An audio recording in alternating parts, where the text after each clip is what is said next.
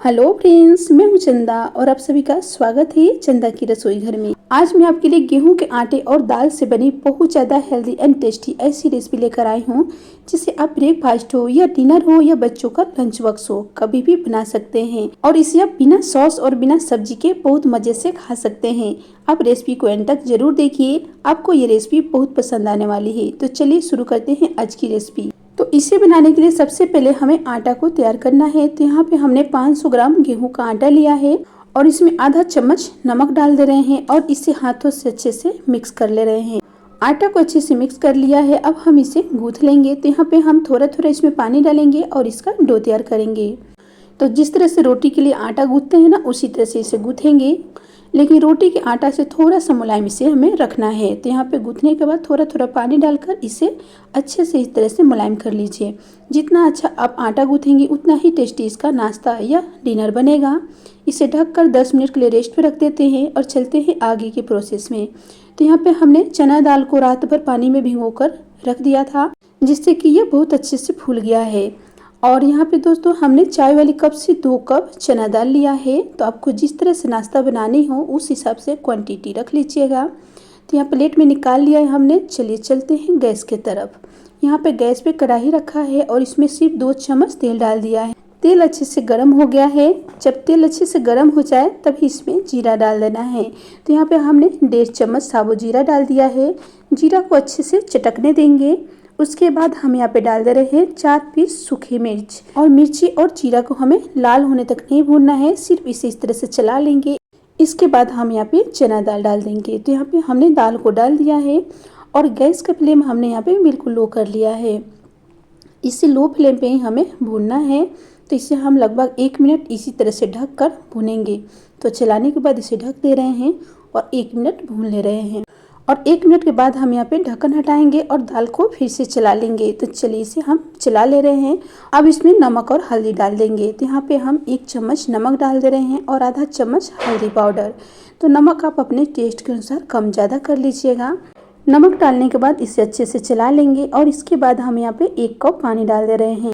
तो इसी कप से हमने चना दाल लिया था, तो 2 कप चना दाल लिया था। तो यहाँ पे हमने 1 कप पानी डाला है। पानी डालकर ढक दे रहे हैं और गैस का फ्लेम बिल्कुल लो ही रखेंगे और बीच में एक बार हम इसे इस तरह से चला लेंगे और फिर से ढक देंगे। तो दोस्तों आप जिस भी बर्तन से चना दाल लेंगे उसके आधा यहाँ पे पानी डाल देना है। इसे ढक दिया है हमने और फिर से हम इसे देख ले रहे हैं। तो देख सकते हैं लगभग हमने इसे 2 से 3 मिनट बिल्कुल लो फ्लेम पे पकाया है और ये चना दाल अच्छे से सॉफ्ट हो गया है। तो इसे चेक करके दिखा देते हैं। तो देख सकते हैं यह कितना सॉफ्ट हुआ है। तो इसी तरह से चना दाल को सॉफ्ट कर लेना है।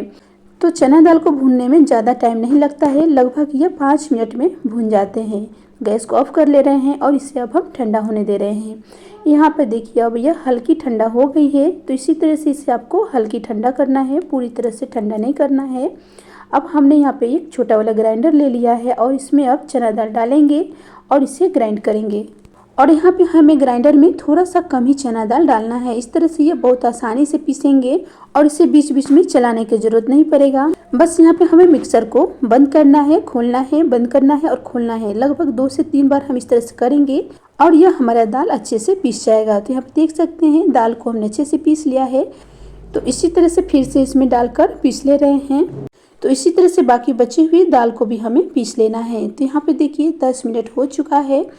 तो यहाँ पे आटा पूरी तरह से सेट हो गया है, देख सकते हैं अच्छे से फूल गया है। अब इस तरह से एक बार इसे हम मिला ले रहे हैं और थोड़ी सी सूखी आटा ले लेंगे।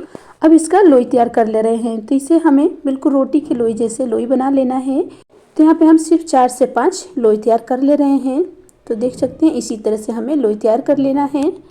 तो यहाँ पे हमने सिर्फ 5 पीस लोई बनाकर तैयार किया है, बाकी के आटे हम साइड में रख देते हैं। अब हमने यहाँ पे सूखी आटा और लोई ले लिया है और साथ में यहाँ पे हम पीसी हुई दाल ले रहे हैं। अब इस तरह से हमें इसमें दाल को भरना है। तो पहले लोई को इस तरह से ले लेंगे और सूखी आटे में लगाकर इसे इस तरह से फैला लेंगे। तो जितना अच्छा आप इसे इस तरह से फैलाएंगे उतना ही बढ़िया से इसमें दाल भी भरेंगे और उतना ही सॉफ्ट इसका नाश्ता बनेगा। तो यहाँ पे इस तरह से दाल भर ले रहे हैं। तो आप इस तरह से डालकर इसे हल्के हल्के दबाएंगे और गोल गोल घुमाते जाएंगे।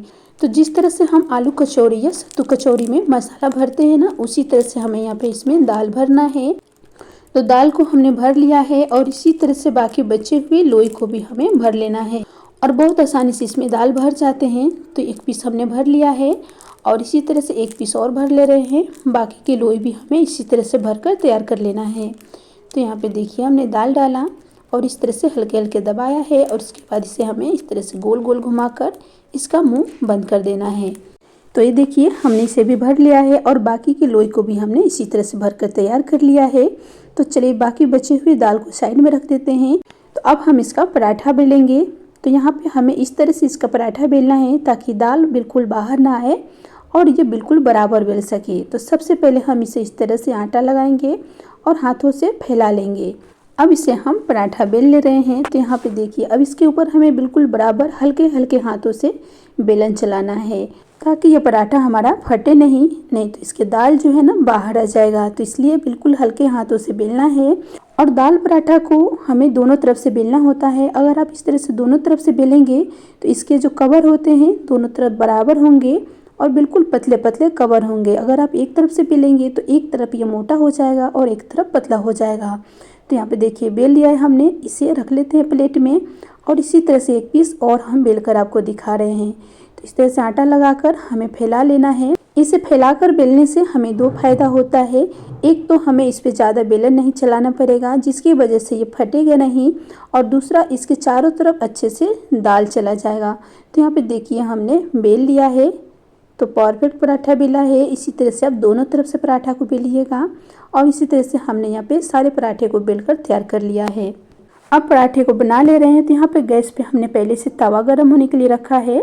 तवा अच्छे से गर्म हो गया है। जिस तरह से रोटी बनाते हैं उसी तरह से तवा को गर्म करना है और पराठा को डाल देने के बाद रोटी के जैसे ही इसे पलट लेना है। लेकिन जब ये पीछे के साइड में अच्छे से पक जाएगा तभी हमें इसमें तेल लगाना है। तो पीछे के अच्छे से पक चुका है। तो अब हम पराठा में तेल लगाएंगे। तो पहले ऊपर वाले साइड में तेल लगा देना है, उसके बाद इसे पलट कर पीछे वाले में भी तेल लगाना है और धीरे धीरे ये पराठा फूलने लगेगा। और इस पराठा का खूबी है कि यह दोनों तरफ से फूलता है और उतना ही यह मुलायम पराठा भी बनता है। तो ये देखिए दोनों तरफ से पराठा अच्छे से फूल गया है। तो इसे अब हम निकाल कर प्लेट में रख लेते हैं और इसी तरह से दूसरे पराठे को भी हमें बना लेना है।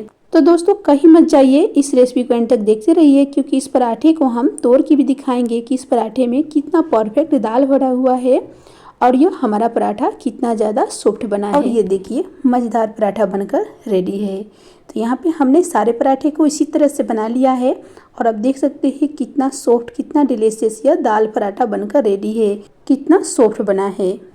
इस पराठे को काट कर दिखा रहे हैं कि इसके अंदर कितना परफेक्ट दाल भरा हुआ है। तो ये देखिए पराठे के चारों तरफ दाल अच्छे से गया है। दोस्तों रेसिपी अच्छी लगी हो तो प्लीज़ वीडियो को एक लाइक और मुझे कमेंट करके ज़रूर बताएं और दोस्तों में ज़्यादा से ज़्यादा शेयर करें। चैनल को सब्सक्राइब नहीं किया है तो जल्दी से सब्सक्राइब कर लें। आने वाले वीडियो के लिए और नोटिफिकेशन ऑन करके रखें ताकि हमारी सारी नई वीडियो आपको सबसे पहले मिलती रहेगी।